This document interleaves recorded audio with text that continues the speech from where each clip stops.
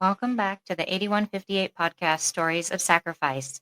Today's episode takes us from the Navy ships to the streets of Tennessee as we sit down with Nate, a dedicated law enforcement officer, former EMT, and Navy medic with a heart for service and a passion for mental health advocacy. Born in Japan, raised across the country, and shaped by some of life's toughest calls, Nate's story is one of resilience, leadership, and quiet strength. From losing a 6-month-old infant early in his military career to rebuilding a small town department today, he opens up about trauma, training, and the toll of service. Get ready for stories that'll make you laugh, think, and reflect because this one hits deep.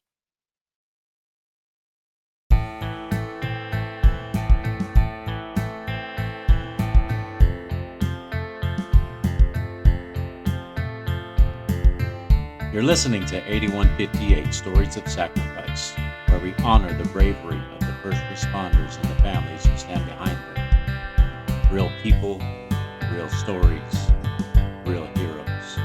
This is 8158.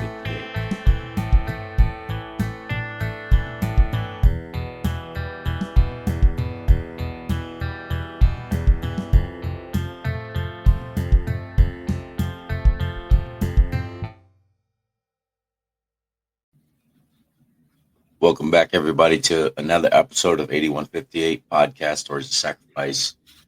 Today we have Nate. He is a former sheriff's deputy. Now he is a city police officer.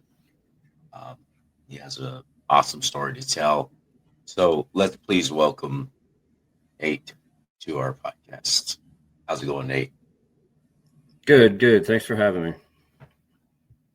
Not a problem. I'm honored to have you on the show. And I know it's hard sometimes to be able to get on these things and talk about touchy subjects, but you're here, so that says something. Yeah, and if my story helps at least one person, then it's worth it. Yeah, it's a difficult subject to talk about, but that's why it needs to be talked about. Exactly. So we're going to kind of dive into some background in your early life. You got such a unique beginning. You were born in Japan, raised between two coasts. And what was it like growing up with that kind of back and forth between Florida and your dad in Texas?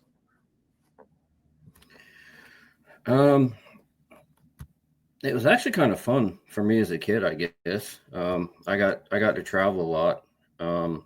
Texas is where my dad wound up. But actually there was a few different places. I got to see Colorado. He was in Colorado for most of that. He didn't move to Texas until I was pretty much in high school. But it was just fun for me as a kid. I got to see a lot of things that I normally wouldn't have been able to see. The aspect of it that was kind of hard was not having my dad there all the time. But he always did the best he could with the situation. It's not like he was a bad father or didn't try. I mean, he always did the best he could with it.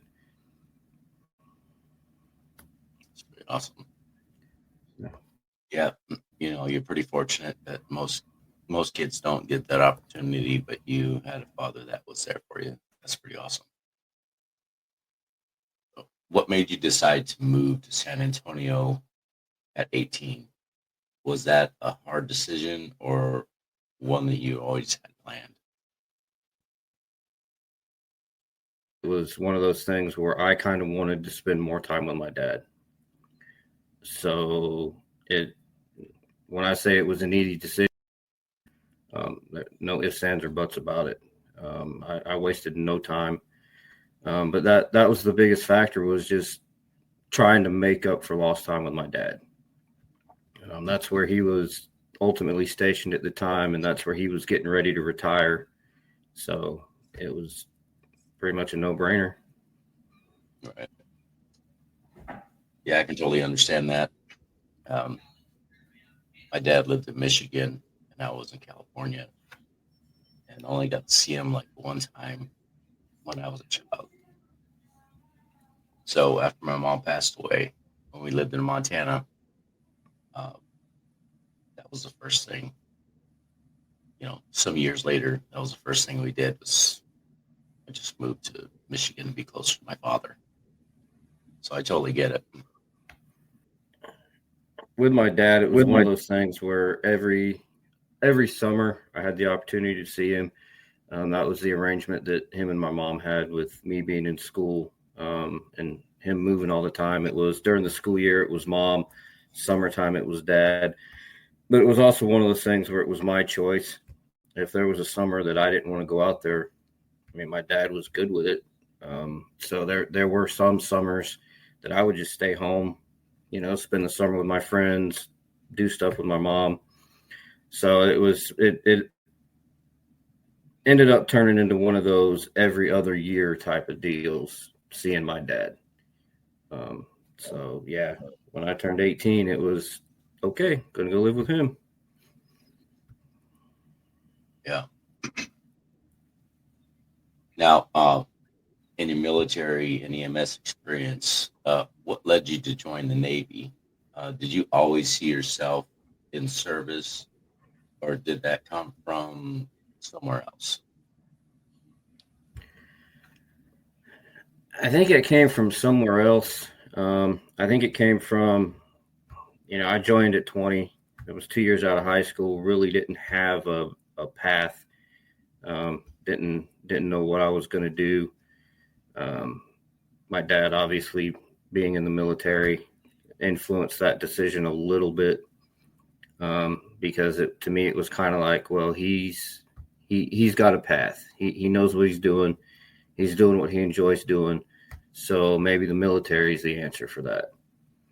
And his best advice to me was find something that will translate to civilian life.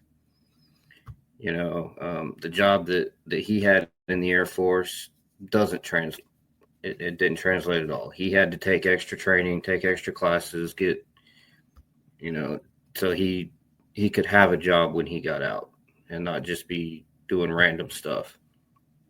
So that's why I kind of picked medical, because I was like, everybody's always going to need medical. That's a career field that's never going anywhere.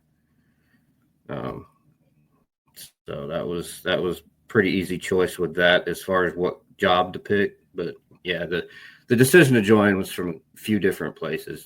Mostly just not having a direction in life, not knowing what I wanted to do, working odd and end jobs for 2 years. Just like, no, I got to do something. You were a medic during some pretty intense years. Can you walk us through what that was like mentally and physically? I think it was a big change for us, at least on the military side of things. It'd been years since we'd really been in anything major. And then all of a sudden we're deploying all over the world. It kind of turned how we looked at things medically on its ear. I've seen stuff in not only in the medical side, but on law enforcement side change immensely since 2001 because of this. The training we got, the stuff that was talked about, the kind of stuff that we did, tactics we used, all that stuff changed drastically in the last 25 years because of this. And I did not have the opportunity to deploy anywhere because of a specialty job that I had. They kind of pigeonholed me into one spot. But I did see, I was stationed at Great Lakes, which is the basic training boot camp for the military. But I did see a large influx of people come in. So that was kind of hard on us. One of the things that stood out with me, we got dispatched over to the recruit side of the base. So, a little bit of backstory. October 2000, the USS Cole was bombed. They had a bombing.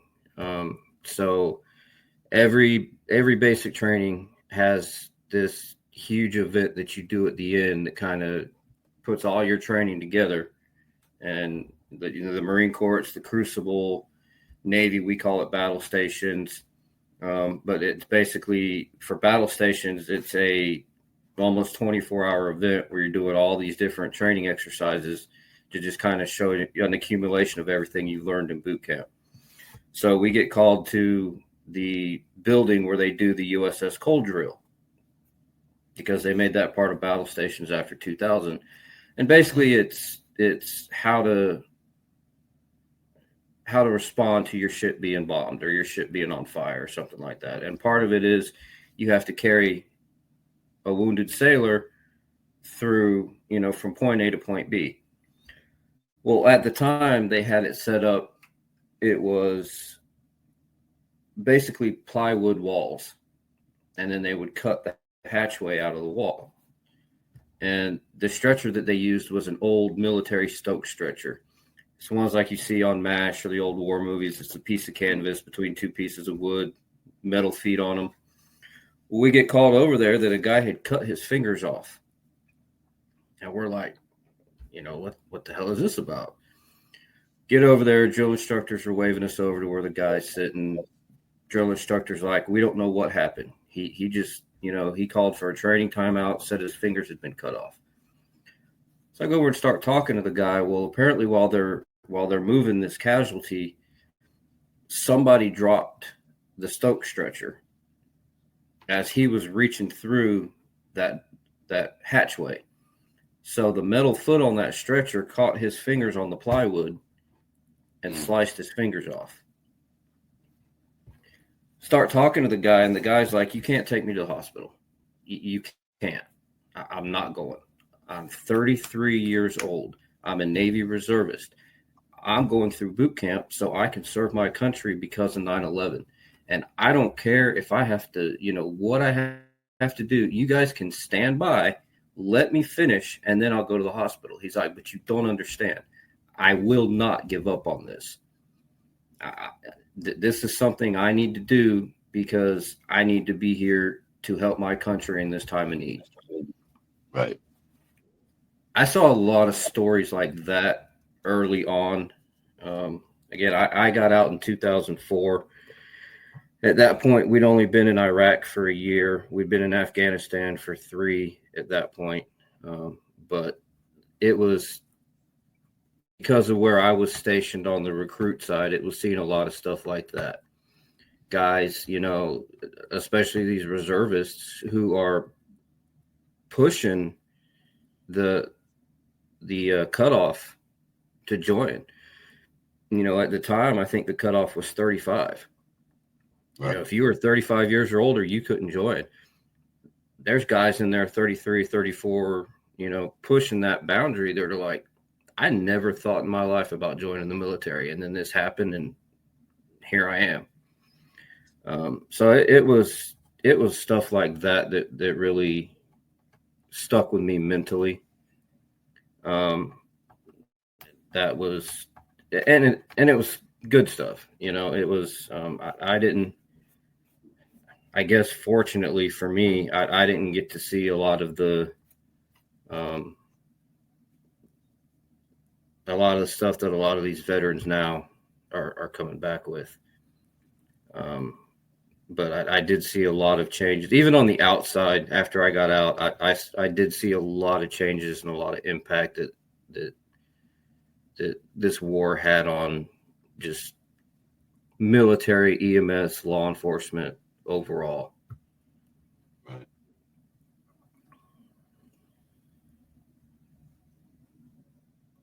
Yeah, it was definitely life-changing in these days. Yeah. Yeah, I remember watching on the news about the USS Cole and that, and, Twin Towers, all that stuff. It was definitely a game changer for our country. It was, and again, I was in for both. I was in San Diego going to a specialty school when the Cole was bombed. And yeah, that was kind of a big deal as far as the military side of things. It kind of put us on alert about things, but it was one of those things that it happened, and then 4 or 5 months later, it wasn't really talked about anymore.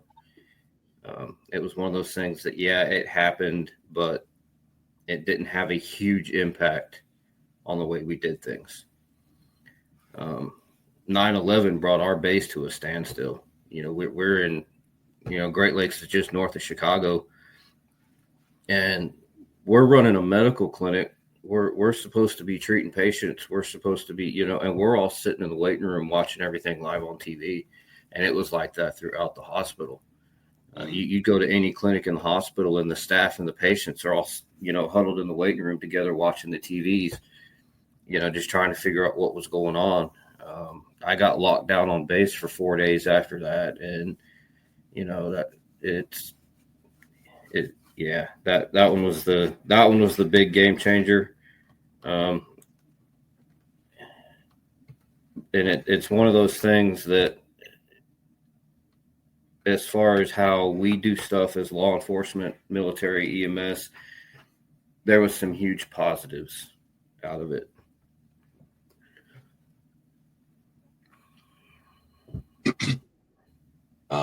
You had mentioned another critical call early on in your military career involving a 6-month-old SIDS. That's heartbreaking, but however, did that shape you as a medic and as a man? Yeah, that one definitely helped shape a lot of decisions that I made.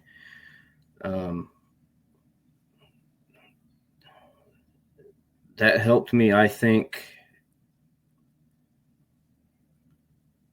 look at people in general in those situations and not just the patients. One of the things about that call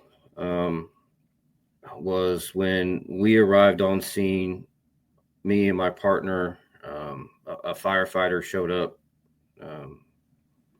just as an extra set of hands. We all focused on the toddler, on the child, and we completely ignored the parents.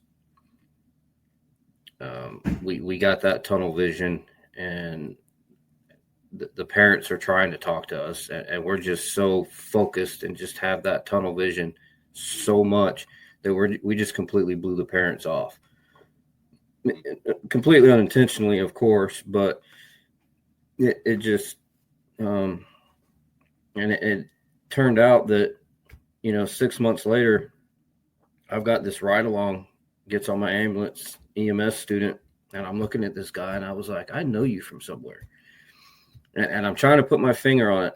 So finally, I asked him, I said, hey, have we met before? And he's like, yeah, you're the guy that showed up at my house that my daughter died. Oh, wow. I was like, oh, shit. Okay, yeah, I know exactly who you are. And him and I kind of had later and had to talk about it, that he kind of felt like they were just left in the dark. Nobody was communicating them. They had information that probably could have helped us that we didn't try to, talk to them to figure out. We got in there, we got that tunnel vision, and I was riding with a partner who was also a fairly new EMT at the time, and that was her first code. It was my first code, first time either of us lost a patient. And we got that tunnel vision and got focused on, this is what we're supposed to do. So that one kind of shaped me in the fact that I'm now more cognizant of, when I go to a call, I try to talk to everybody. Just as, it doesn't matter what kind of call it is. It didn't matter if it was EMS, didn't matter if it's, now law enforcement. I try to talk to everybody, see who has information. If they don't have information, they don't have anything to tell me, great. I'm at least going to ask, hey, do you have anything,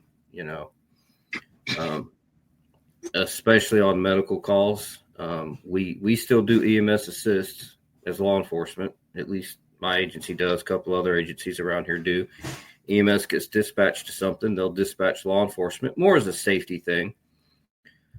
But with the training and the background that I have, I'll get in there and I'll kind of start helping out a little bit. But while I'm waiting for EMS, I'll talk to everybody in the house and try to get as much information as I can to pass that on to EMS.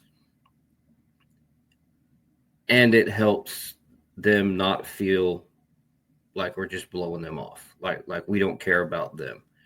Right. And it's kind of funny because years later, I was kind of put in the same situation. I had a situation where I had EMS respond to my house, and just, I'm trying to give them information that's helpful, and they're just like, yeah, well, man, just get out of the way, just go stand over there, be quiet, and let us do what we need to do. And I'm like, yeah, but I have information that, yeah, we don't care. Just go stand over and be quiet. So I've been on both sides of it. But that's one of the biggest things that shaped me, or out of that call. And just, it was a real wake-up call to just how rough and traumatic this job can be. It was kind of the first step to me to learn that we have to shut that emotion down. We have to do what we need to do to be functional, at least on the call. What we do after the call, that's, how we cope is how we cope. Right. This particular call, I mean, I went home and I cracked open a beer and I sat on the couch and cried for 2 or 3 hours. It was that rough of a call for me. And kids still tear me up. I have a real hard time going to calls with kids. And I tell people that I work with, hey, if there's a kid involved, I may need you to step in and take over, because, I can't guarantee you that I can do it.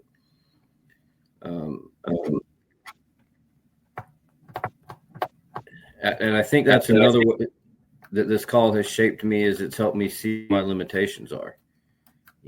I know those calls are going to get me.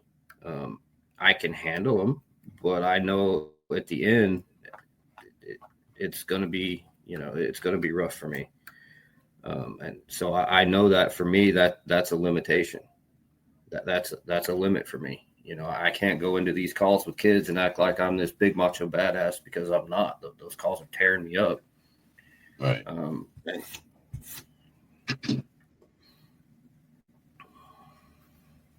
Yeah, dealing with children and pediatrics is definitely hard.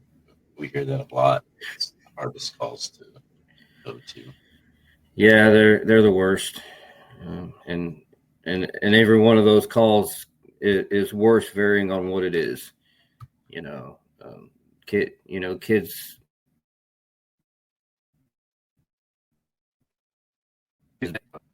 Kids intentionally being hurt by people, or even worse. Those calls are just, yeah. Mm-hmm. Those are really difficult ones for me. People that want to abuse kids, I've got no time for those. Those are the ones that mess me up. Really, really mess me up.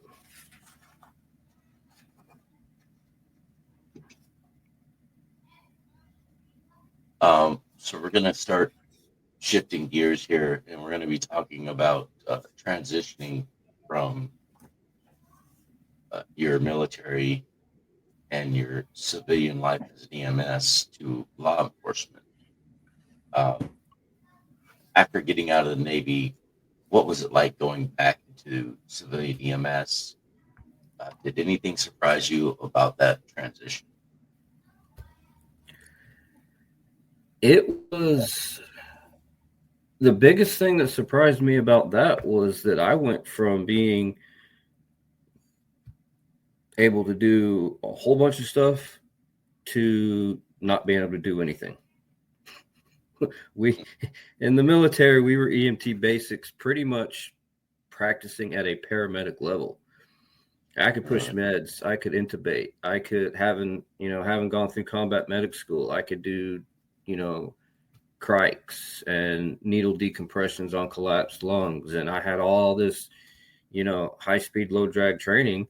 And then I get out to the civilian world and they were like, yeah, you're just a basic. You can't do any of that. If you want to do that, you need to go to paramedic school. Oh, wow. Which I, at the time, had no desire to do. So I basically worked at a basic level for the next 4 years.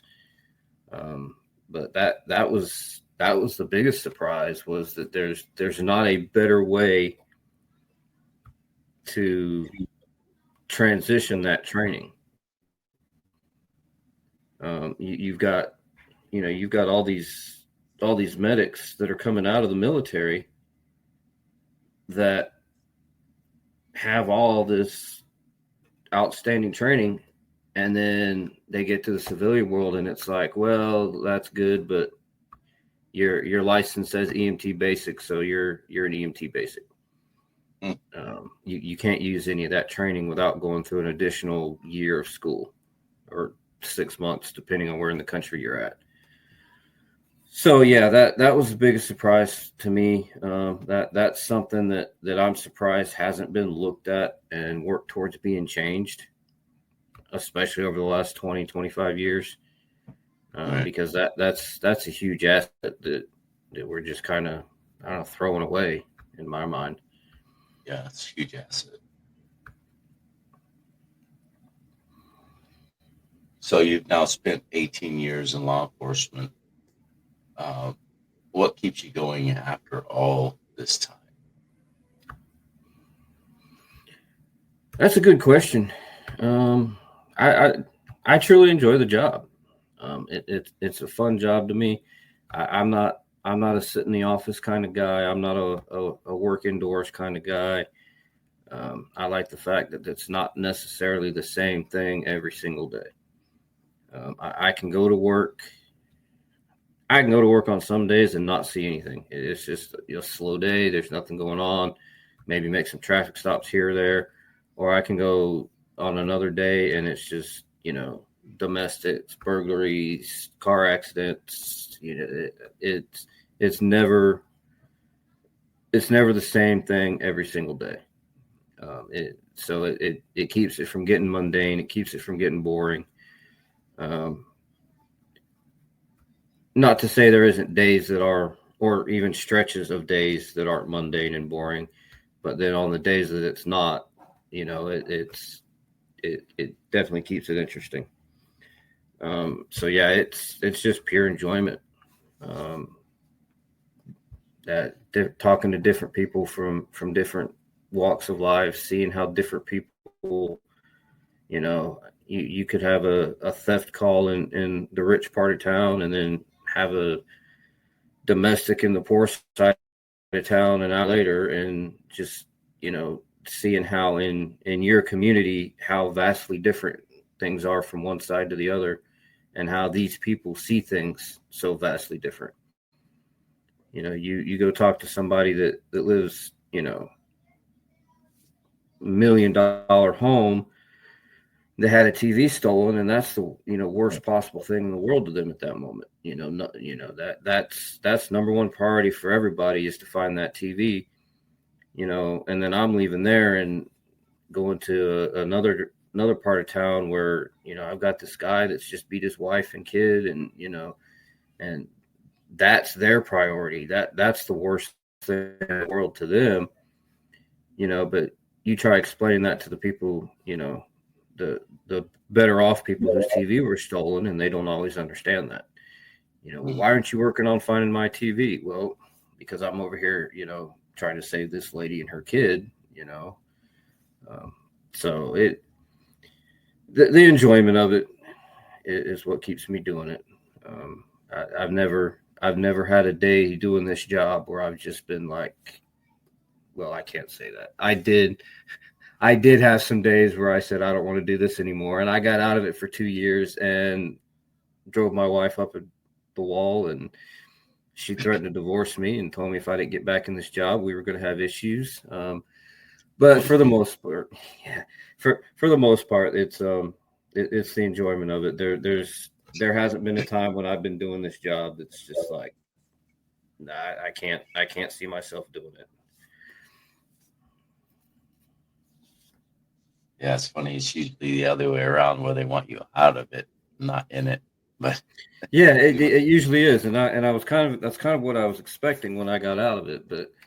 But and she's in it also. I mean, she does law enforcement as well, so she kind of gets it. She started out in corrections and has moved to patrol, and she now works for another local city department here. So she kind of gets it. She gets how it gets in the blood and how it's. She's referred to it kind of as a toxic relationship. She tried to get out of it a couple times herself, just because of stuff that happened. And usually within 2 or 3 months of saying she's done with it, she's back in it. She says it's like being in a toxic relationship. No matter how hard you try to get out, you always wind up right back in it. So, right. Yeah, definitely can understand that.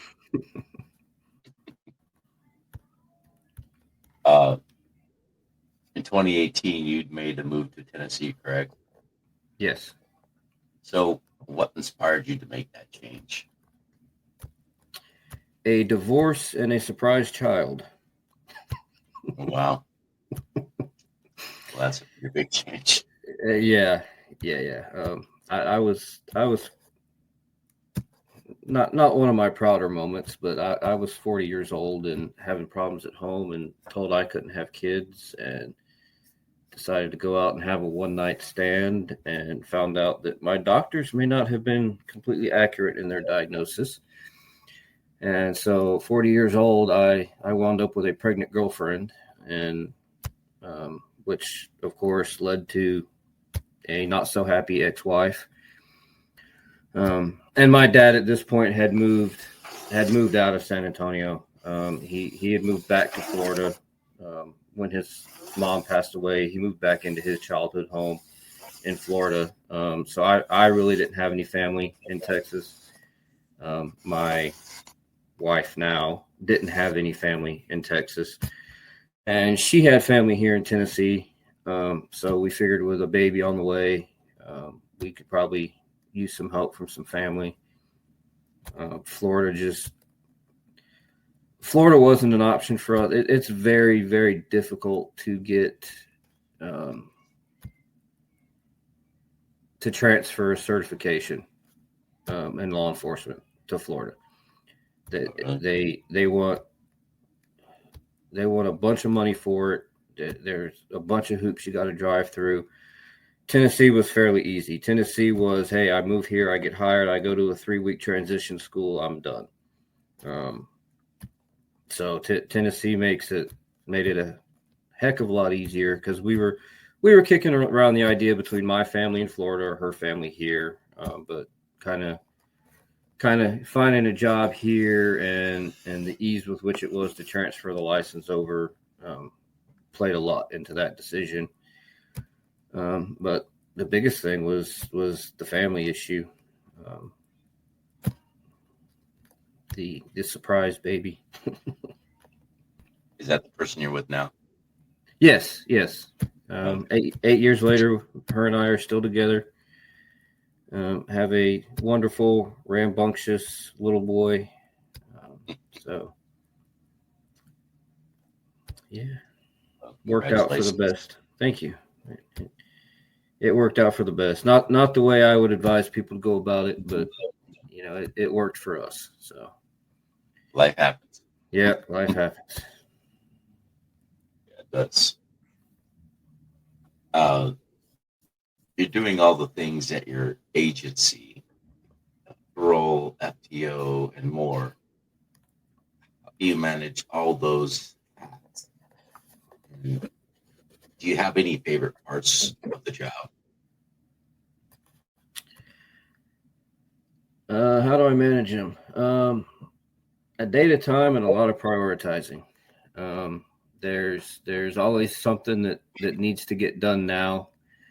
Um, the the agency I'm with right now, we don't have anybody that's in FTO that's going through the program, so that can kind of just that gets set to the side for now. Patrol obviously is always going to be there. I pretty much try to break it up. I'll come into work.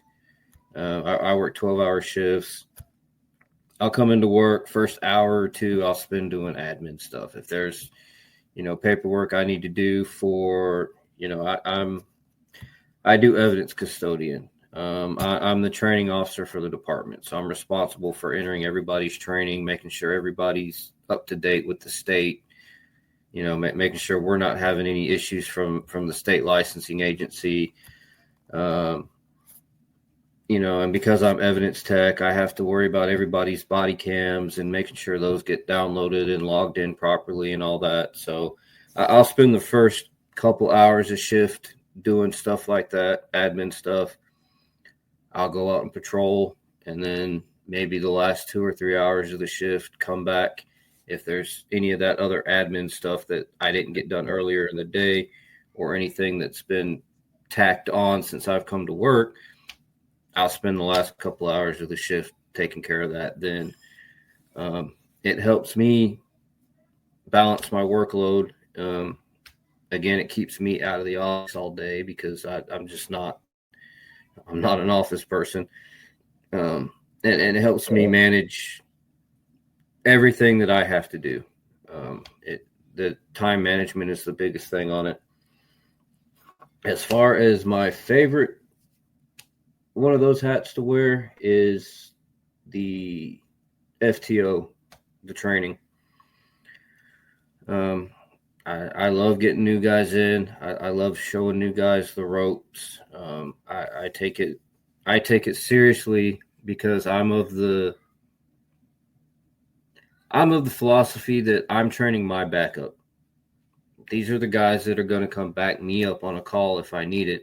So I want to make sure that when they get there, they know what they're doing. They know how to do the job. They know how to handle themselves. That I'm going to wind up with good backup on a call if I need. If I get into something with somebody, I know this guy's got my back because I've trained him. And I've been told that's kind of a selfish standpoint on it, but that doesn't just benefit me. That benefits the department as a whole. That benefits everybody. Every officer that I work with, if I train somebody that I know is going to be good backup for me, it's going to be good backup for everybody else.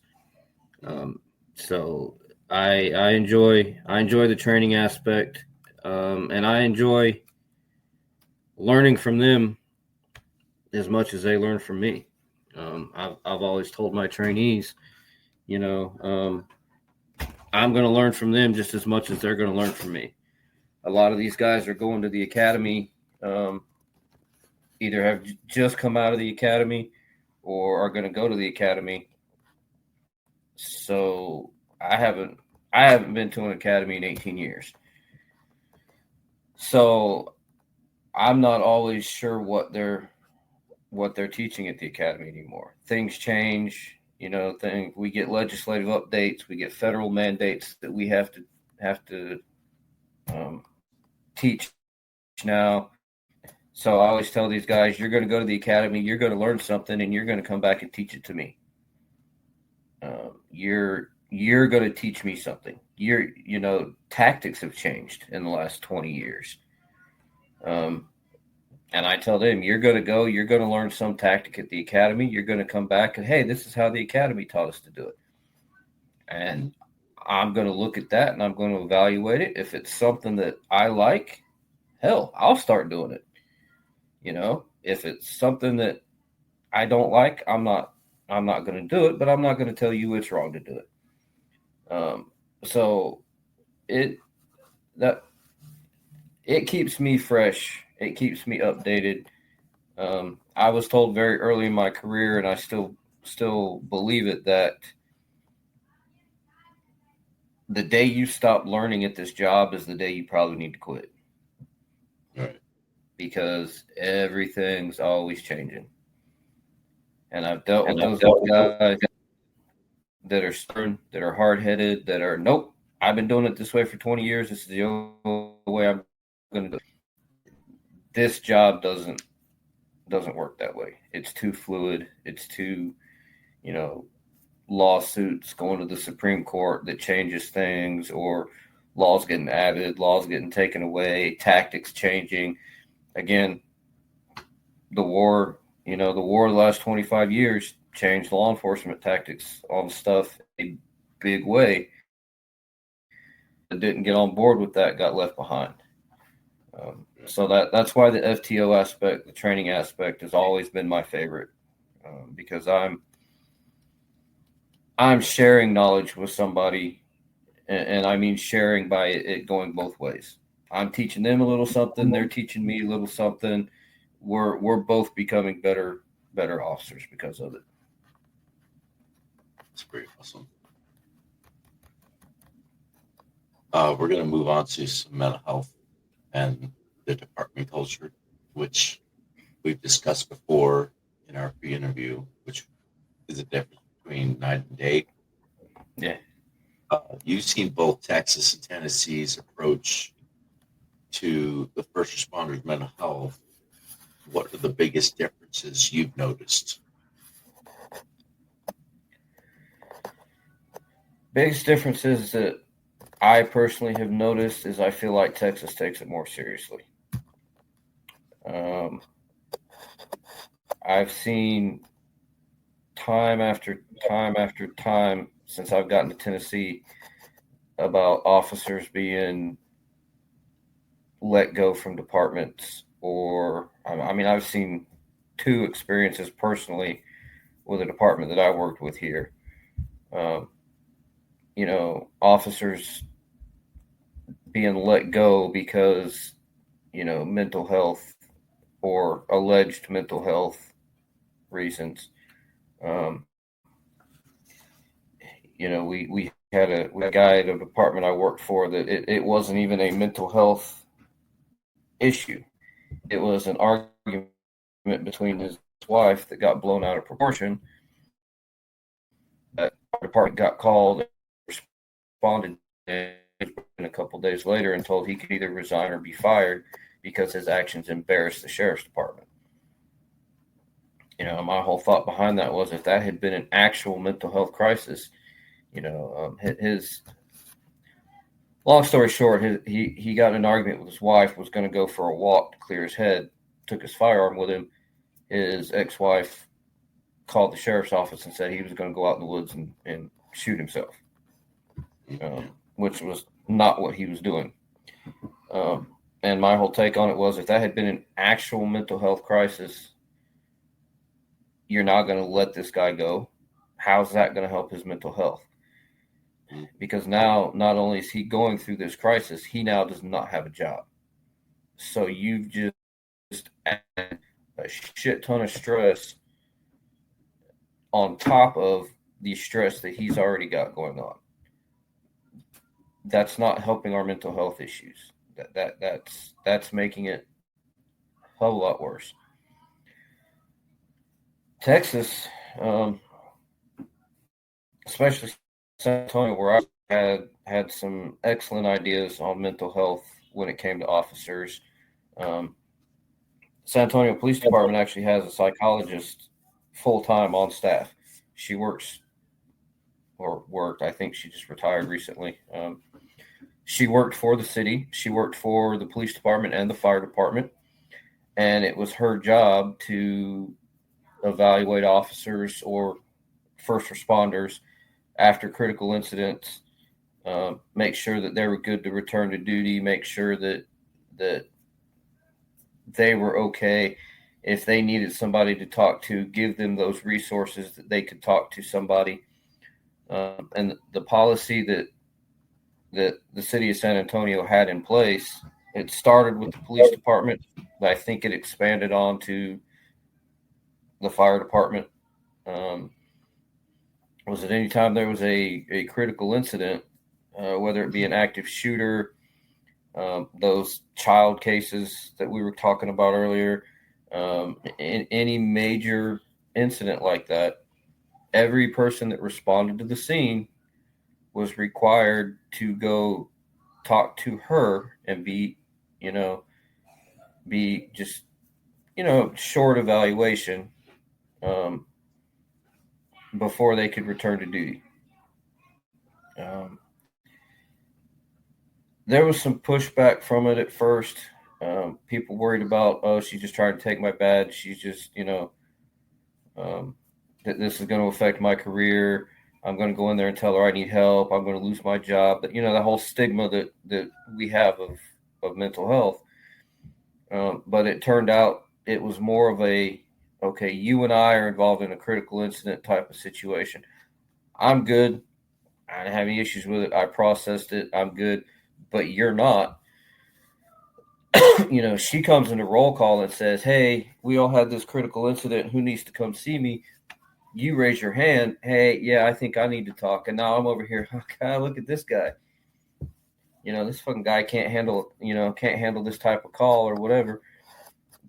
They wanted to break that stigma. So everybody that was involved in that call went and talked to her one-on-one in private. And if it was somebody that needed help, she's like, hey, go talk to this person. And kind of get them help outside the department, to kind of keep the department out of it, type of deal. Right. And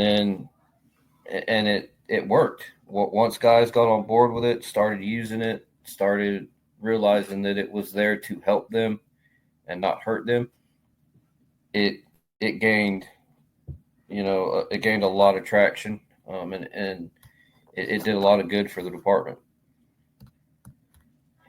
I wish more departments anywhere had resources like that. Texas took a more proactive stance on mental health for first responders and even the community as a whole, than Tennessee has. I had a call here a couple years ago, 16-year-old kid. It's getting close to prom. He asks his girlfriend to prom. She tells him no, and then she breaks up with him and says she's going to prom with another guy. 16-year-old kid, he's heartbroken, goes and stands on an overpass. Says he's going to jump off the overpass. I go out there, I talk to the kid, I talk him down. I spend a couple hours talking to him, get him to the hospital, get him the help I need. The next day at the department, I get, my sergeant tells, just let him jump. Next time, just let him jump. We don't have to deal with it again. And I'm like, no, that's the completely wrong attitude to have. That's, that's the attitude that Tennessee that I've seen. And again, I can't speak for every agency or every, I can't speak for the whole state, but the few agencies that I've worked for see that the attitude that I've always gotten when it comes to mental health stuff. Just let them do it. One less thing we have to worry about. It is very difficult to find resources here for people. There's 2 or 3 hospitals in the area, and people usually aren't there very long. They're sent to the hospital. They're there for 2 or 3 days. They're kicked back out. It's, to me, it's a sad state of affairs in Tennessee. Kept them out of jail. Kept the jails crowding. Kept that whole just that in itself was a big step to de-escalating the situation, because it was a uniformed officer in a marked car responding to your house. So it got rid of that whole, for most people, it got rid of that whole, oh shit, I'm going to jail, the cops are here. It's just, I'm sitting here talking to them like I'm talking to you, dressed like I'm dressed now, having a conversation with these people about what they need for help. Right. So it's big difference to me, big change, big culture shock for me, going from that to next time just let him jump. Which and mental health for me was always a big thing, work wise and personally. 2 of my 3 wives have psychology degrees. So and actually my wife now, her bachelor's is in criminal psychology and her master's is in crisis and trauma response. And the whole reason she got those was to focus them on law enforcement. Hey, these are degrees that I can use to help people on the street level. Same thing. She doesn't want to sit in an office. She doesn't want to be, passing out meds to people. She got these degrees to use them on the street level. So I'm very intertwined into psychology in my personal life and the mental health stuff in my personal life as well, because I've been dealing with it for however many years between the 2 wives. So, I mean, maybe I take this a little more serious than most law enforcement do, but I've lost friends to it, and it sucks.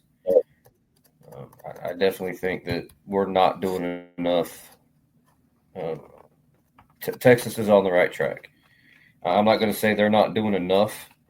They're on the right track. They're doing the best they can with the resources that they have. Because of course we know when they need to cut something, mental health is usually the first thing to be cut. That's for military. That's for civilian population. We need to save money.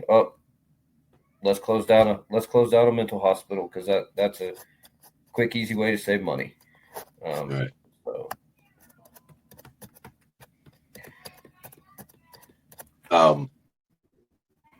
So why do you think that many first responders go undiagnosed or untreated when it comes to post-traumatic stress?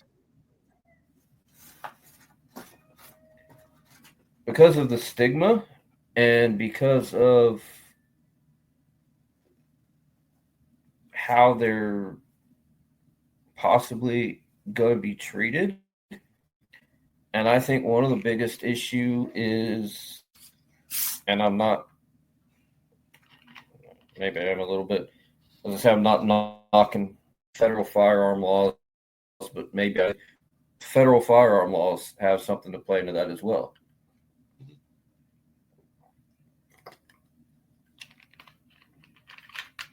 When you go to buy a firearm, 2 of the big questions they ask you is, have you ever been accused of or convicted of domestic assault, or have you ever been hospitalized for mental defect?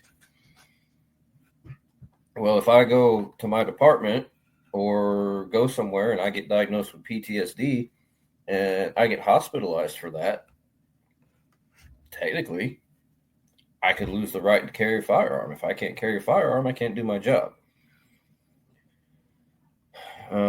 So that, I think that's part of the issue, is they're afraid it's gonna cost them their job. And again, the 2 that I saw last year at my own department are a perfect example of that. One of them was a legit mental health crisis where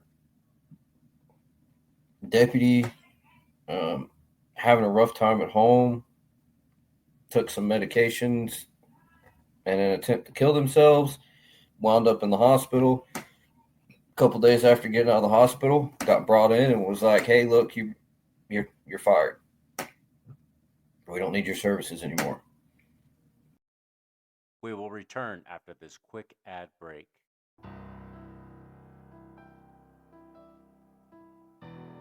The William H. Bill Butler Jr. Foundation is on a mission to honor first responders and support those who serve.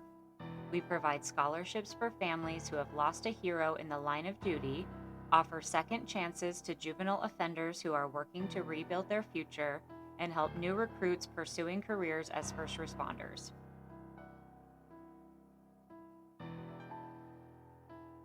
Through generous donations and the sale of merchandise, we're building a community that uplifts, empowers, and creates lasting impact.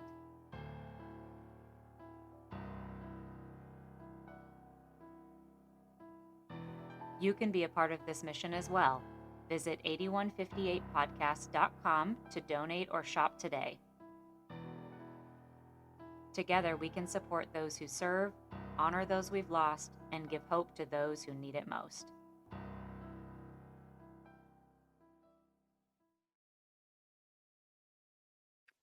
Behind every badge is a story, and behind every story is a sacrifice. This is the 8158 podcast, where we honor the lives and legacies of first responders and their families. If our mission speaks to your heart, if these stories move you like they move us, join us on Patreon. For just $5 a month, you'll get ad-free listening, exclusive merchandise, behind-the-scenes content, and video episodes only available to our patrons. This isn't just a podcast, it's a movement, and you can be a part of it. Support us at patreon.com/8158podcast. Let's continue to share the stories that deserve to be heard.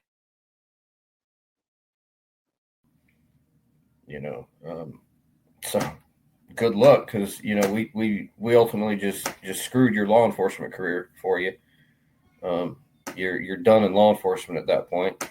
And then, of course, the other guy that they gave him the choice to resign or be fired, and his wasn't even a true mental health crisis. It was just something his soon-to-be ex-wife blew out of proportion.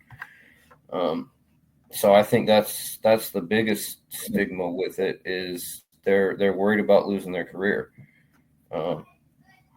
which is why San Antonio Police Department did the program the way they did it, where you can go in, you can talk to the psychologist, she can make a determination. You feel like you need help, you're upfront and honest with her. Hey, I need this help. Okay, well, go talk to this agency or go talk to that agency, or the department will pay, the department's insurance will pay for it. Go talk to these people, get the help that you need, so we can get you back out on the road, so we can get you where you need to be. And they've had fairly good success with it. It's been a very, very successful program. And it's caused a lot more officers to come forward with stuff, because they now say there's not that stigma. They're not going to lose their job for coming forward and asking for help. But then you've got states like Tennessee that, if I walk into my department and be like, hey, I'm having these issues and I think I need to be hospitalized, cool. You're not going to have a job when you come back. So that I think is why a lot of first responders, especially law enforcement, don't ask for help. Part of it's machismo. Part of it's like that macho attitude. I don't need help. It's my job to help people, but I don't need people to help me. I got this covered. That's part of it. I mean, let's be honest.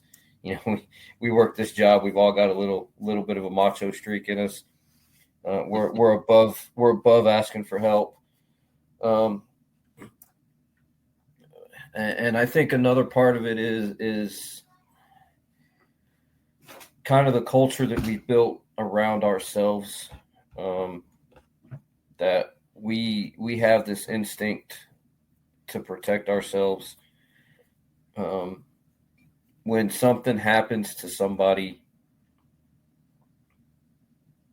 we tend to shove them out. And what I mean by that is I got fired. I got fired from the sheriff's department in January. I had guys that I worked with at the sheriff's department that I would talk to on a daily basis, whether I worked with them or not. And I got fired. And then it's just like overnight, all those guys quit talking to me. I now was this bad omen within the department, and if they talked to me, that was a problem. There's a couple that have reached out and still talk to me on a pretty regular basis, but for the most part, completely turn their back on us, on me. There's a guy that worked there or still works there who got in a little bit of an issue, picked up a minor criminal charge that ended up being dismissed. He got, he resigned from the department to save the department any issues while the whole thing was going through. And basically was to the point where it wasn't bad enough that he couldn't go back to work. He got everything cleared. He got it dismissed, whatever. He came back to work. And him and I were talking one day, and he said because of that one little incident, guys that he'd known for 20, 25 years turned their back on him and haven't talked to him since. It's almost like law enforcement community. We take it as an affront to us if somebody makes a mistake or somebody does something wrong. It's bad enough we get that from the general public because, we're supposed to be at that higher standard in the general public's eyes. We're these robots. We have to be perfect. We can't make mistakes. But when it comes from within our own community, our own coworkers, that's an issue that weighs onto it as well. When I lose my job over something that I shouldn't have lost my job for, and 3/4 of the department turns their back on me overnight, that's a problem. Instead of reaching out and, hey, how are you doing? Hey, do you need anything? Hey, do you need to talk? It's just like, nah, he got fired. He's a piece of shit. We're not going to talk to him anymore. So I think that if I were to walk into that office and be like, hey, look, I got some shit going on in my head. I need some help. If I don't need some help, this is going to turn bad. And they respond negatively. Those friends that I had are all going to turn their back on me as well and be like, hey, we don't want anything to do with this guy. So it turns into we have created a stigma around ourselves that is not beneficial to us going in and admitting that we have a problem. And until there's a lot of changes within the system, and we say first responders, I think the pride issue and the, it's my job to help people, but people don't need to help me mentality is a big deciding factor for firefighters and EMS. They don't necessarily have to worry about the firearm issue side of things.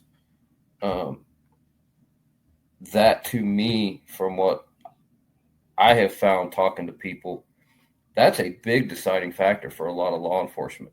Well, if I go in here and I admit to this and this gets reported, I can't carry a firearm anymore. I now can't carry a firearm. I can't work. That's an automatic, you're done. Oh, doc says you're not safe to carry a firearm, you're done. We can't keep you employed.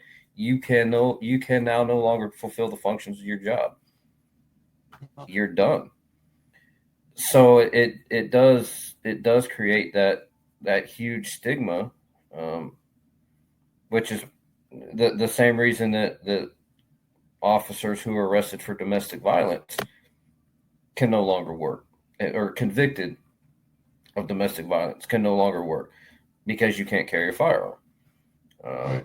So there's all this stigma that we've placed on ourselves as law enforcement and first responders. I think is the big issue why we don't seek the help that we need. We don't feel like there's a safe way to do it, I guess. Gotcha. Now, on some of your lighter moments, we're going to shift gears here.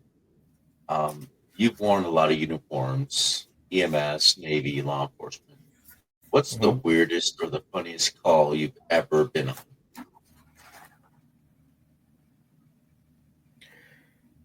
Oh, the weirdest.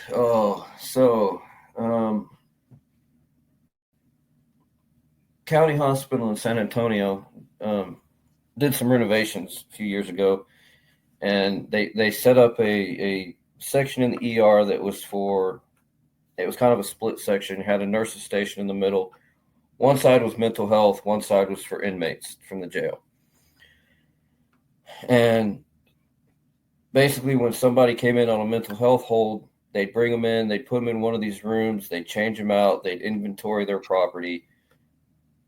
Well, when you walk down this hallway where they've got these mental health patients, it looks like that scene out of Silence of the Lambs when Clarice Starling's going down to meet Hannibal Lecter for the first time. It's a row of rooms on one wall with all glass walls and a door, and it's a little, I don't know, 8x10 room with a hospital bed and a little tray table, and that's it. That's all that's in this room, and glass walls on the front. So me and my corporal get called down there one day. This girl came in, a younger, in her early 20s probably. Go to the nurse's station. We're talking to the nurse, and the nurse is like, yeah, we were inventorying her stuff. She's got this little teddy bear shaped purse backpack thing. We opened it, and there's a baggie inside with some powder in it. We need it identified because we think it's drugs. We come back with like test kits for 5 different drugs. We're testing it. It's all back negative. We can't figure it out, and we tell the nurses, we're like, we don't know what this is. All our drug tests are coming back negative. We've never seen anything like it. It's like, let's go see if maybe she'll tell us what it is. So we go down, we go and and she's just kind of standing there at the glass watching people walk by or whatever, and we go and we open the door and we introduce ourselves, and we're like, hey, so just to let you know, when you come in, they take your property and they inventory it just to make sure that you get everything back. And she was like, yeah. She's like, so I have a purse, a little bear-shaped bag. She's like, can you please ask them to be really careful with that, because inside that bag is a sandwich bag with my dad's ashes in it. Oh, my gosh. And we're like, oh, let's go tell them that. We'll be right back. So we go back to the nurse's station. We're like, yeah, so we figured out what's, in that bag that we've been rummaging through for like 15 minutes now. That's her dad. And the nurse is like, well, wait, what? We're like, yeah, that's her dad. Those are the remains of her cremated father. And the nurse was like, oh, she's like, so like, how much of him did you scoop out of the bag to drug test it? We're like, yeah, we're not going to talk about that. We're just going to roll this back up, put it back in the purse, and just leave it alone. Because, yeah, we're in here digging digging through it with our fingers, and we're scooping stuff out to drug test it, and it's like, okay, yeah, that was a little weird. That was a little awkward. But that was funny. I mean, we had a good laugh about it afterwards, and just one of those lighthearted moments that were just like,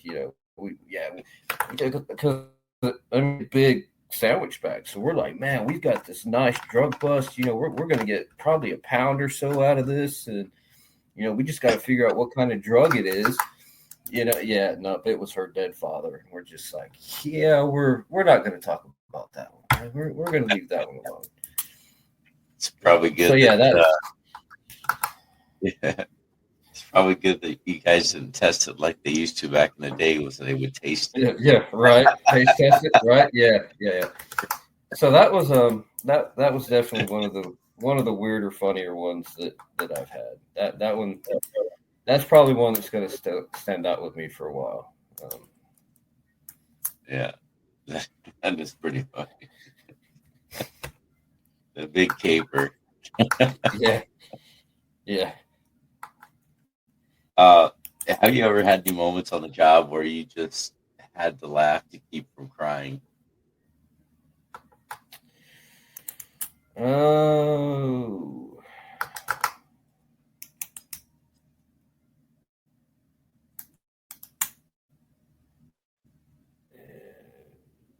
Probably. There's lots of those sometimes.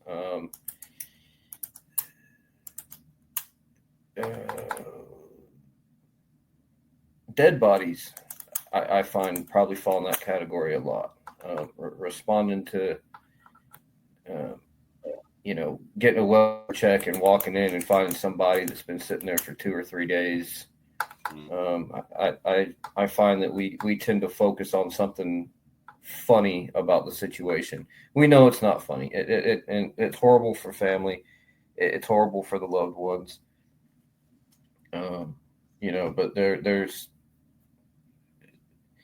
It's just we see it so much that we have to find something to laugh about with it, and it can just be some random, because a lot of these the medical examiner will show up, or they'll start going through, they'll start taking photos, especially if it's like, we don't know the circumstances behind the death. Is it a possible suicide? Was it an overdose? Was it? So they'll start taking photographs in the house, trying to get answers. Photograph the way the body was laying, photographing certain stuff. So it turns into one of those things where when you start rifling through people's drawers, looking for stuff, you just pull out random stuff, and it's stuff that you can't help but laugh about sometimes, because it'll just be some of the most random, off the wall stuff that you wouldn't. You're looking at this person laying in bed, and you're like, I would not have expected, that doesn't make any sense. So those are probably the big ones for me, are the dead bodies.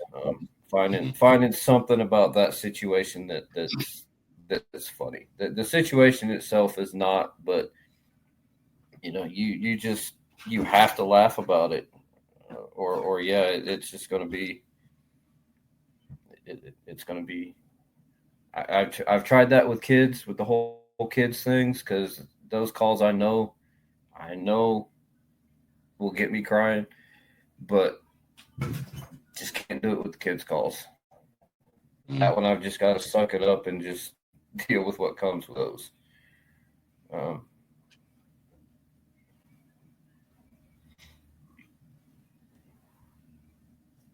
Yeah, sometimes you got to have a little dark humor when it comes to certain things to preserve your state of mind.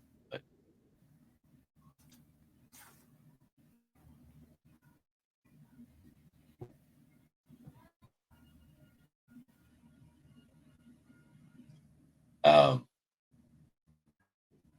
what's one story that you'll still be telling in your retirement?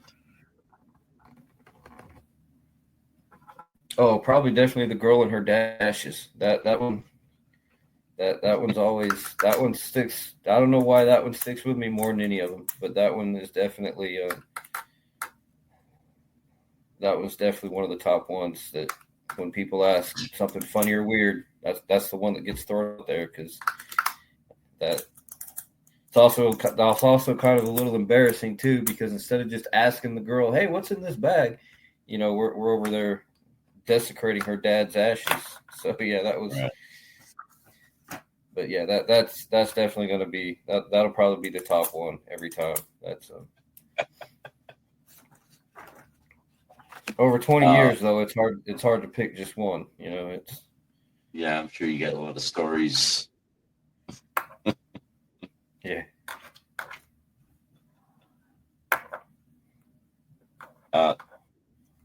You've been a CPR instructor for years. Got any hilarious training fail stories? Rubber dummies, rough students, etc. Oh boy, do I.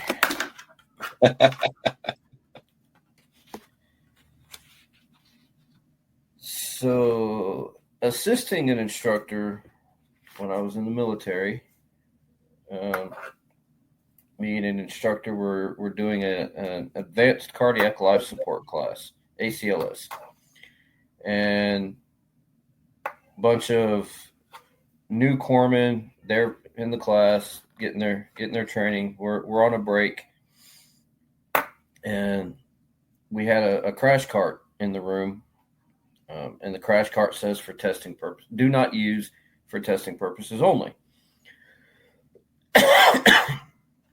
And we did that because we didn't want medical staff come thinking that was a fully stocked crash cart and try to pull it for a code and then find out there's very little in it.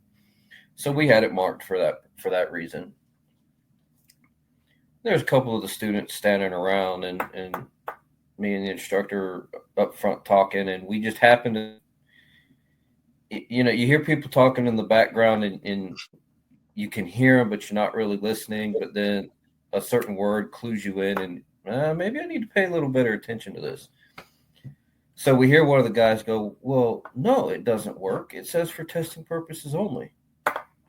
So me and the other instructor look over, and there's three of them standing there around this crash cart, and this one guy's like, "No, I'm telling you, it's not going to work. It says for testing purposes only, which means it doesn't work." And the other two students are like, "Yeah, we're pretty sure it works." He's like, "No, I guarantee you it doesn't work." He picks the paddles up off the defibrillator, turns it on, lets it charge to the full 200 joules. Mm. And me and the other instructor just, I guess, at this point are just like, let's see how far he's willing to take this.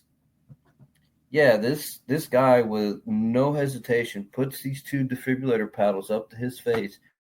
Ooh. And shocks himself and drops. And me and the instructor are like, damn, he really committed to that. And we're standing there for a second, and we're just like, we should probably intervene at this point.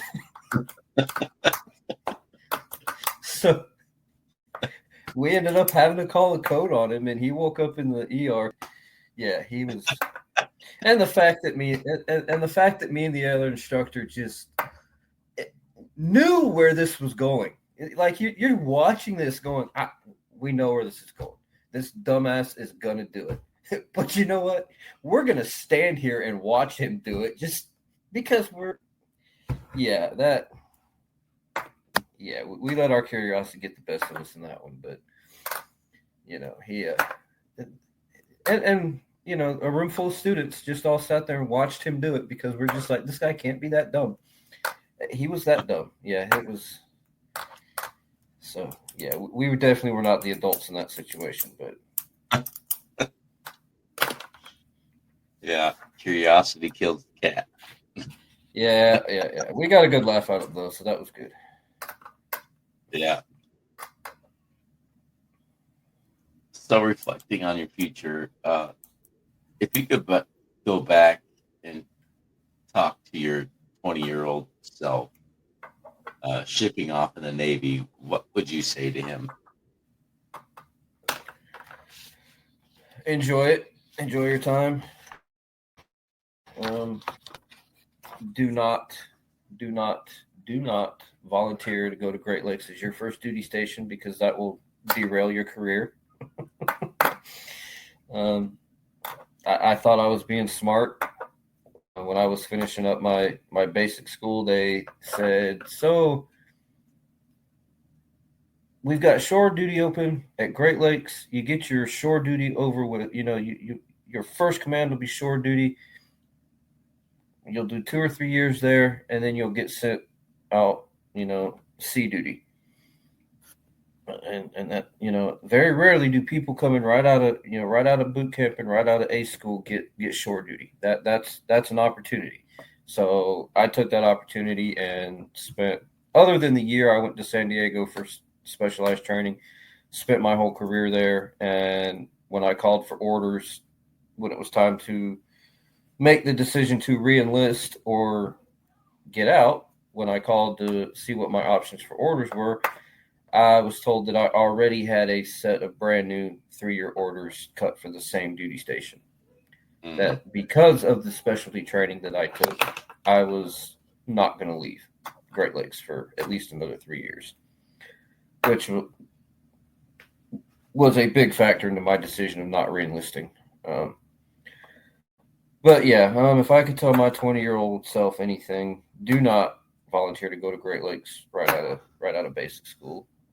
Enjoy the time that you have, and training. Get all the training you can get. Exactly. And don't get married so young. Do not. Don't do it. That's correct. Unless you like having 3 marriages, and just don't do it. I made that same mistake. Yeah, I've made it a couple times. Getting married too young or too soon into the relationship. I made that one once too. Yeah, very big mistakes. Yeah.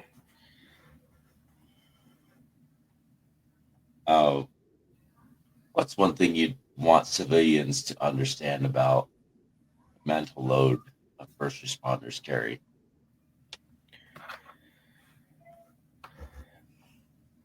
Something that I think is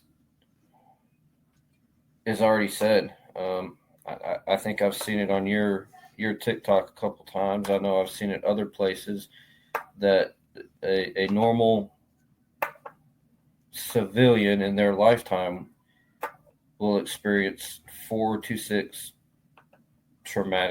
major traumatic events in their lifetime. We'll see hundreds, if not thousands, depending on how long we do this career.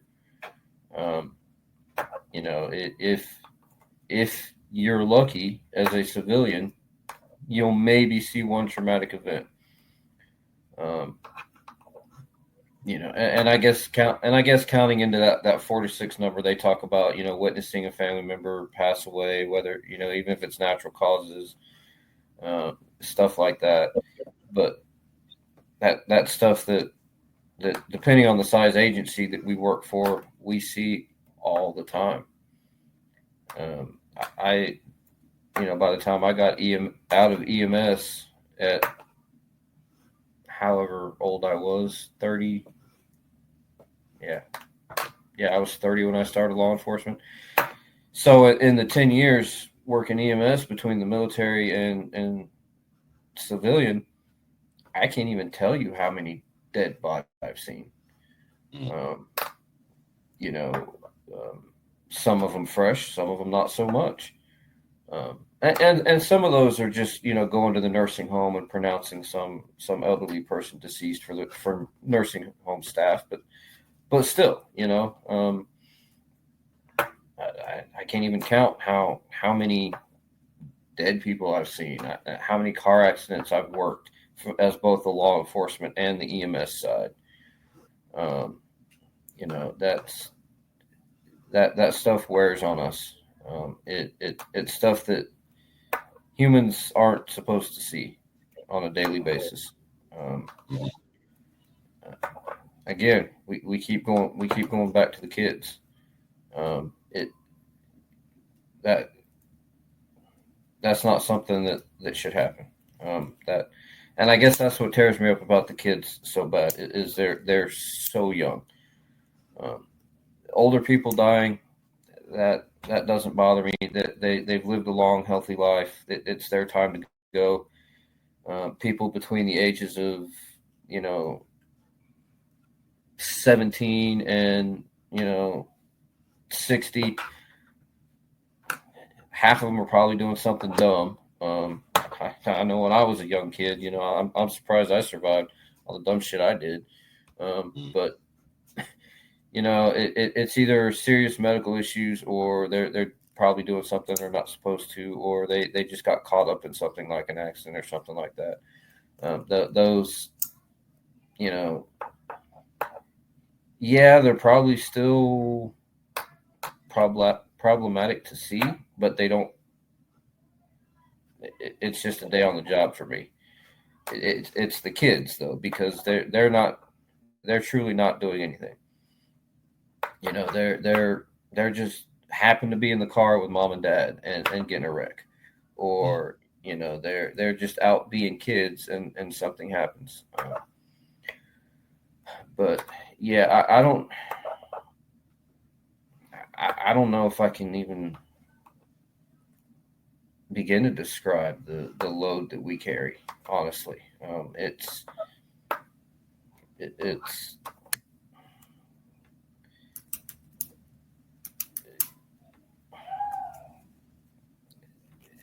it's a heavy load. But it's almost like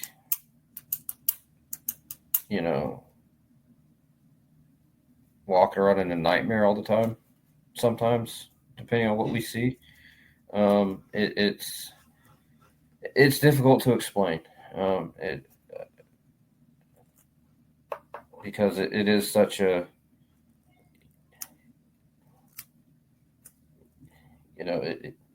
people ask me all the time, and it's kind of funny because me and my wife have this discussion all the time. I'm a horror movie aficionado. I love watching horror movies, and she's like, I don't see how you can watch that. She's like, and I'm like, because it's not real, and because I have seen a lot worse at work than I'm seeing in these movies. Honestly, I mean, it's the gory, the gory bloodbath horror movies.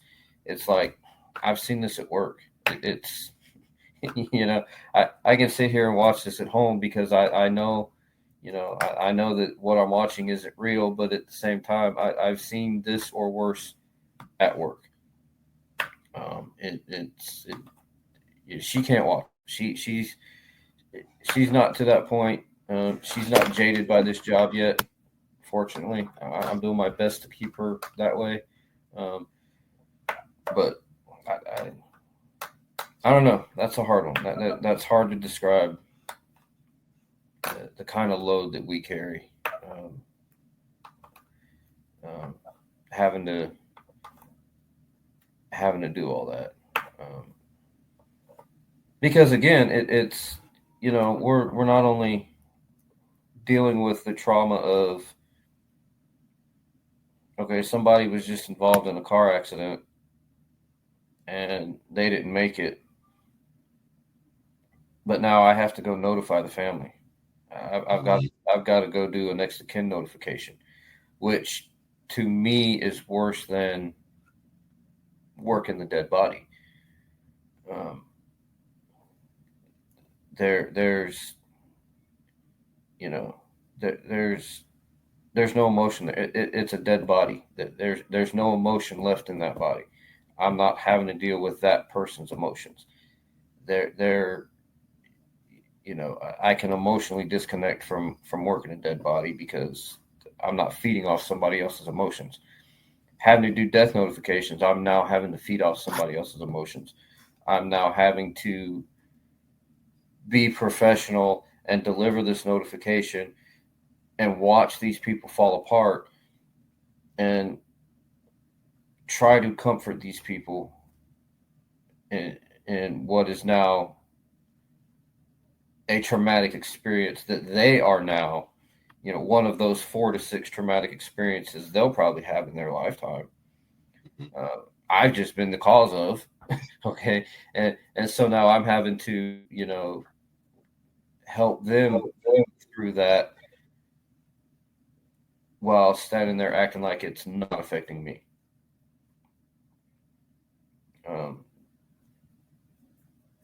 Death notifications are something that always get me as well,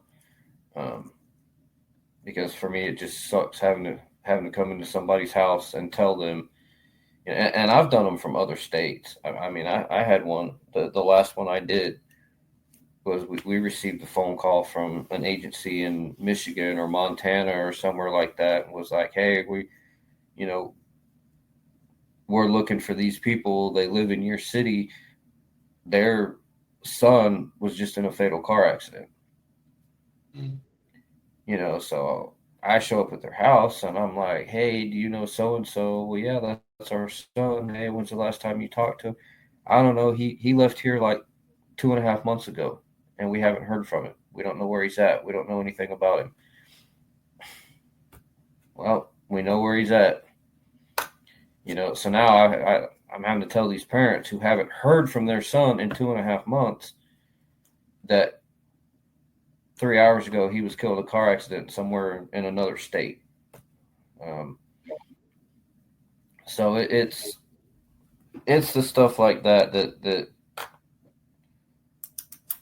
I don't necessarily want people not in law enforcement to have to understand it, but at the same time to understand it.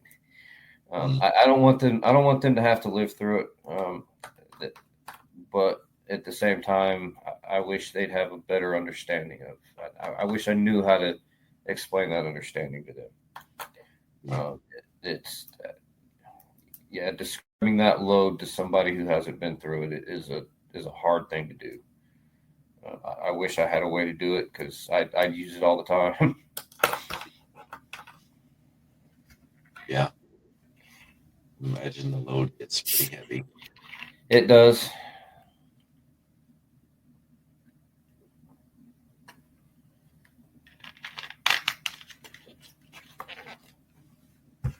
So, when you venture to retire, what kind of legacy do you hope to leave behind, especially in training and mental health advocacy?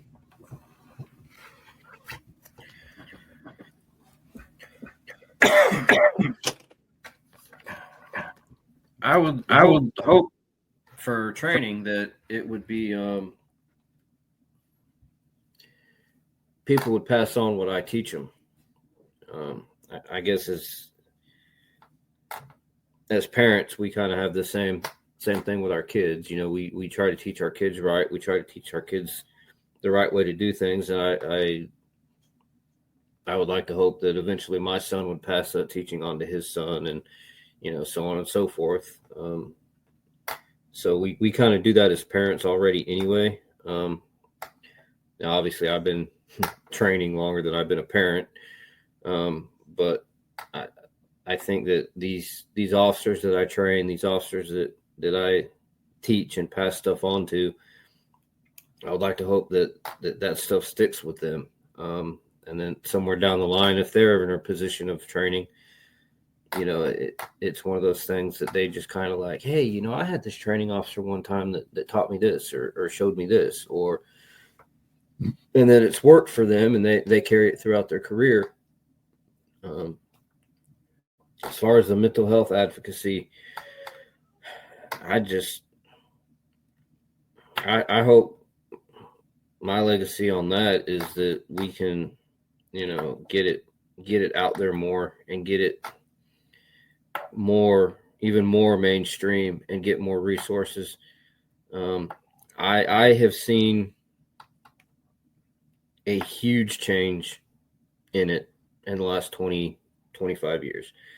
Okay, I'm not selling where we're at with mental health short by any stretch of the imagination.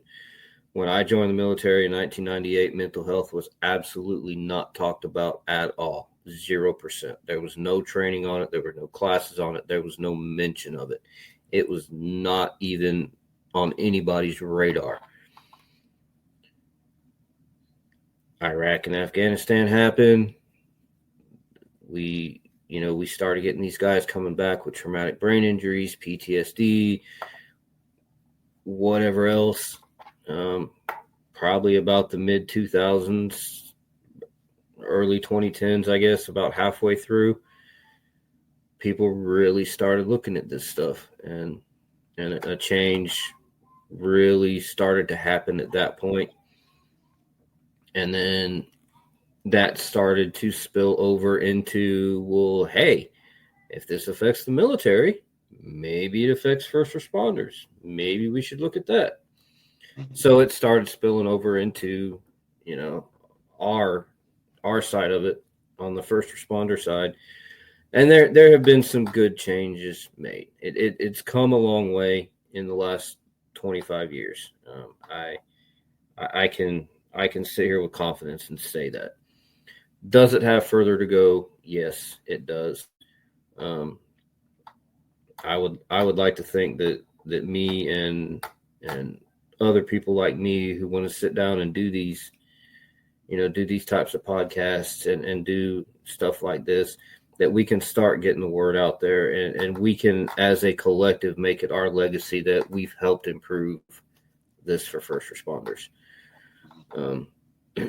Because ultimately, I've noticed a trend in the last 25 years.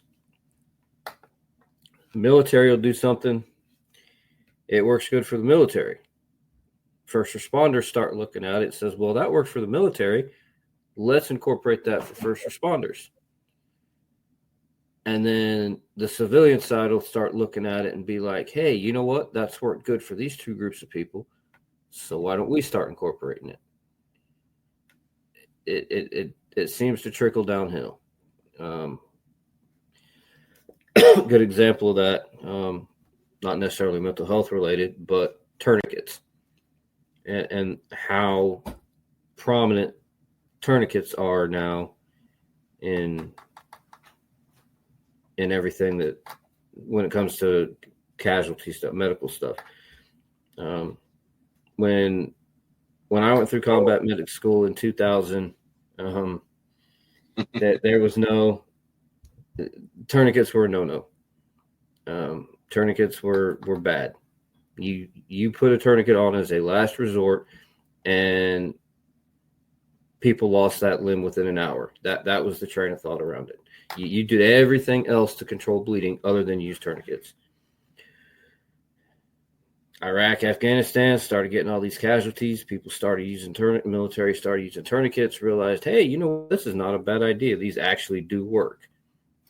So they started incorporating them as the first line of defense for hemorrhage control.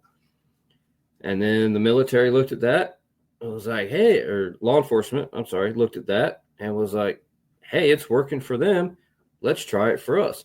And now tourniquets are pretty much standard equipment for law enforcement. And how to use and apply a tourniquet is pretty much taught in most every academy across the country now. Right. And then the civilian side started looking at it and was like, well, it's worked for all these other people, so we're going to start doing it too. You can go on Amazon and buy a tourniquet for your, hiking bag or whatever, these people that are, we're going hiking or we're this, we're that, tourniquets are pretty much standard equipment for any first aid kit now. So it usually starts with the military and trickles down. I'm hoping, and that has happened with mental health, and I'm hoping we keep that trend up. It's just a matter of having the resources to do it.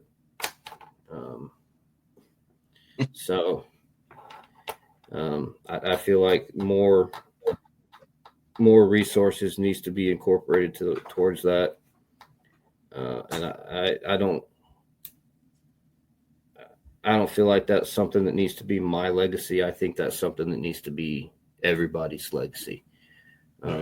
We all need to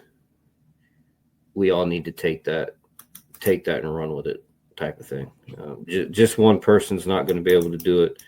Us as a community, in and out of the first responder community, need to take a stand on it, Right. And need to work towards it. Yeah, I know from our standpoint, we're going to continue to work with first responders and bear this out as much as we can and advocate for it. And hopefully with first responders help, your guys' help, and with our help and coming together, we'll be able to affect change. I'm hoping, because we need to do something. We're losing too many of them.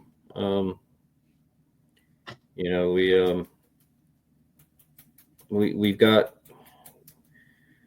some good resources out there. We just don't have enough of them. And we as a first responder community need to get off this stigma of mental health is bad. Right. We also need to get off of this. We need to find some way to find some middle ground when it comes to how detrimental it is for a first responder, especially law enforcement, to report their own mental health issues.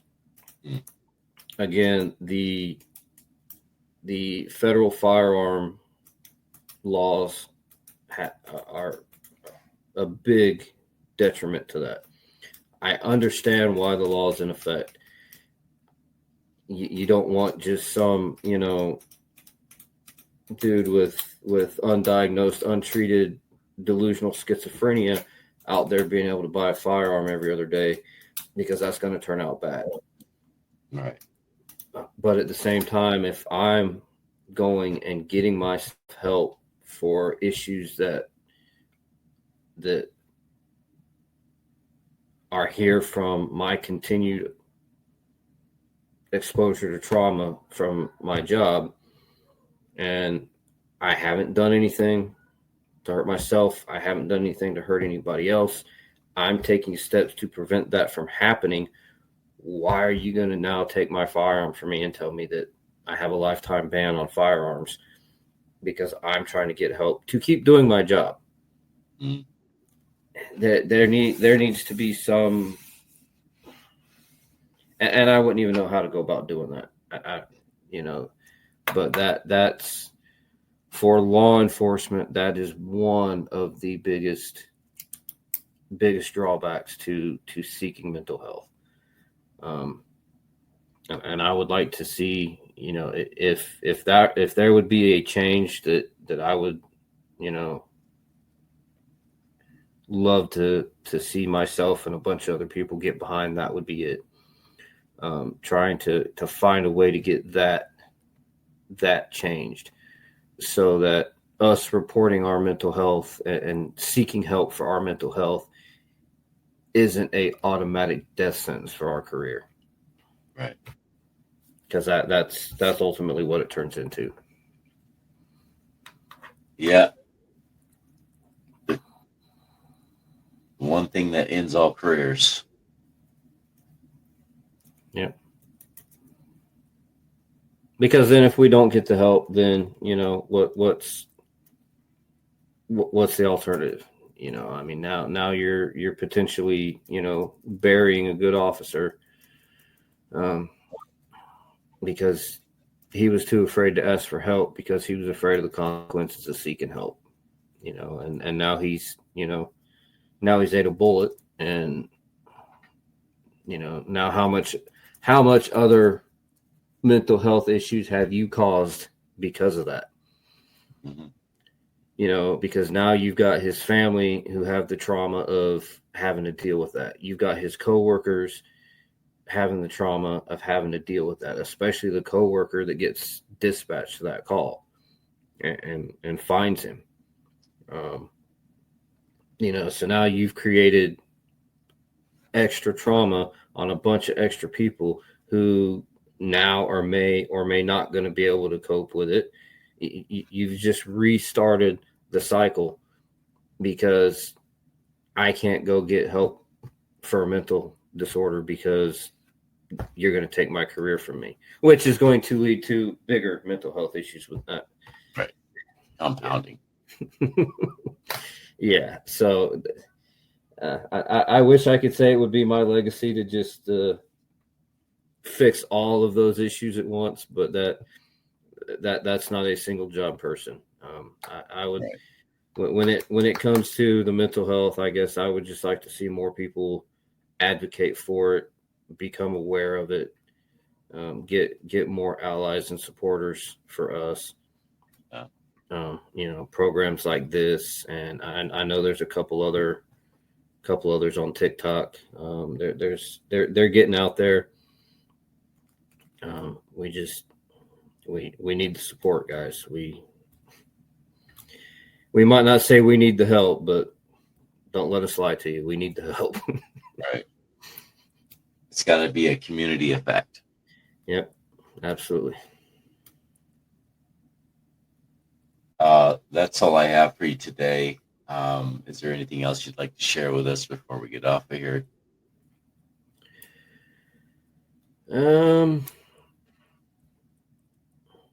No, I mean, thanks for the time. I know we've talked a couple times and we've talked about doing this. But just like I said, guys, this is a community problem. It's a community issue, and we got to keep at it. But yeah. I like to thank guys, this podcast here and other guys out there. I mean, like I said, you guys give us a lot of support. There's a lot of organizations out there that are giving us support and trying their best. But you guys just keep doing what you're doing, and I mean, we need the backup. No. So. Well, we're going to keep our end and continue to do what we're doing to advocate for you guys. For all first responders and veterans. Yeah, we appreciate it. So. All right, everybody. This is Nate. That's all we have for you today, Nate. Hopefully we can have you back on here in the future to see how you are and what you're up to. Oh, absolutely. We'll definitely try to set up some time for another chat. This has been fun. And you and I have had conversations before, and I've always enjoyed them. So follow this guy. I'm going to do a shameless plug here for him, and follow this guy on TikTok. 8158 or 81. Is that right? 8158. Yeah. 8158 podcast. So he does some lives every once in a while on there too. It's always fun and entertaining. So there's a shameless plug for you, Rico. I appreciate that. I was not paid to say that at all. No, I love this guy, and he's given us a voice. So I will plug his stuff all day long. So I'm pretty sure he's got some merch too. Yeah. So yeah.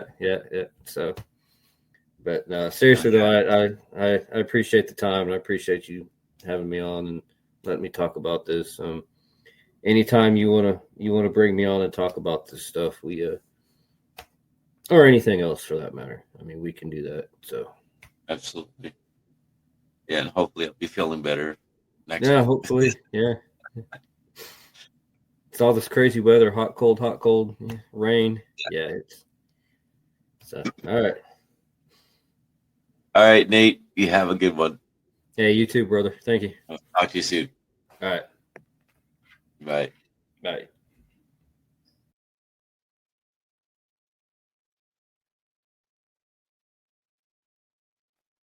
All right, everybody. That was Nate. And I do please excuse me. I'm getting over a cold, and never any fun. So if my voice seems a little raspy or spotty in places, please forgive me. Anyways, this is 8158 podcast, Stories of Sacrifice. Hopefully, you guys enjoyed the story. Nate is an awesome person. We love this guy. And hopefully, we'll have him back on again soon. But continue to listen. We have more episodes coming. And just keep tuning in, keep supporting. We need all the support we can get, especially when it comes to mental health of our first responders. Advocacy is big, so we need to get the word out. We need to get people to share it, and we need to put this in the faces of the people who need to be put it in the faces of, so that they can affect change. With that being said, 8158. Thank you, everybody, and good night.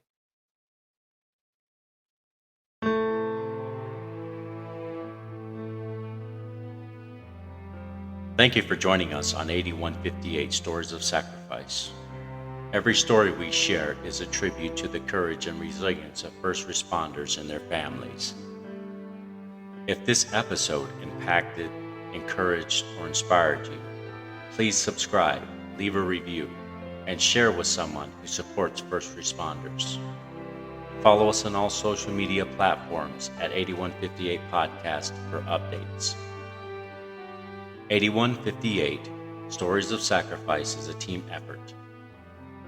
Rico brings the stories to life through casting, writing, original music, and editing. Brianne Shipley as production manager, handling booking, social media, graphics, promotion, marketing, website management, and logo design. Please visit our website at 8158podcast.com. For questions, collaborations, or to share your story, our email address is contactus@8158podcast.com. Until next time, let's continue to honor the legacies and remember the sacrifices of those who served, every brave man and woman on the front lines, protecting and defending us all.